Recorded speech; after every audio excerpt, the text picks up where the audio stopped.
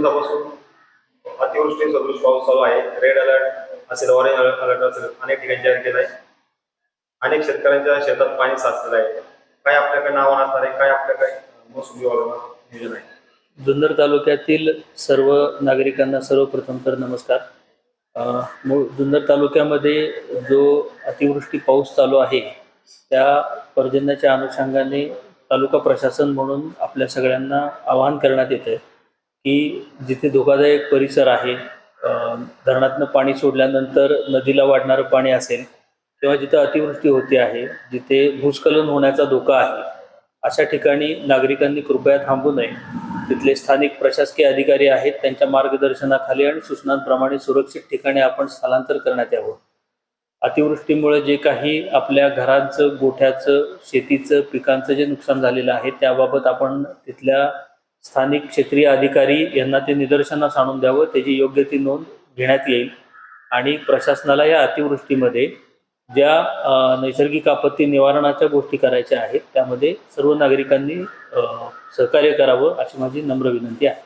अगोदर सर, अनेक शेतकऱ्यांना नुकसान झालेलं आहे. या नोंदी घेण्यासंदर्भात आपण आपले काही खालचे अधिकारी आहेत त्यांना सूचना दिलेल्या आहेत. सद्यस्थितीत सर्व क्षेत्रीय अधिकारी यांना जे नागरिकांचं नुकसान झालेलं आहे त्याची नोंद घेण्याबाबत सूचना दिलेल्या आहेत.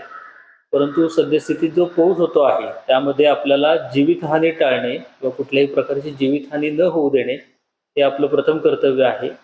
त्यामुळे पर्जन्य संपल्यानंतर जे काही आपलं नुकसान झालं आहे त्या नुकसानीची योग्य ती नोंद घेण्यात येईल. आपण त्या आपल्या स्थानिक जे क्षेत्रीय अधिकारी आहेत त्यांना सध्या ते निदर्शनास आणून द्यावं. तेव्हा आपल्या तालुक्यात अनेक पर्यटन स्थळं आहेत की आपण बंद केलेली आहेत, त्याचे आदेशही वन विभाग असेल यांच्याकडनं काढण्यात आलेला आहे. तरी काही पर्यटक त्या ठिकाणी जातात, काही स्टंटबाजी करतात, सेल्फीच्या नावात काही दुर्घटना घडतात. त्यांना यातून काय सांगा? कृपया पर्यटकांनी अशा प्रकारे कुठलेही स्टंट किंवा स्वतःचा जीव धोक्यात घालून पर्यटन करू नये. त्यामुळे पर्यटकांना पण माझं आवाहन असेल की आपण प्रशासनाला सहकार्य करावं.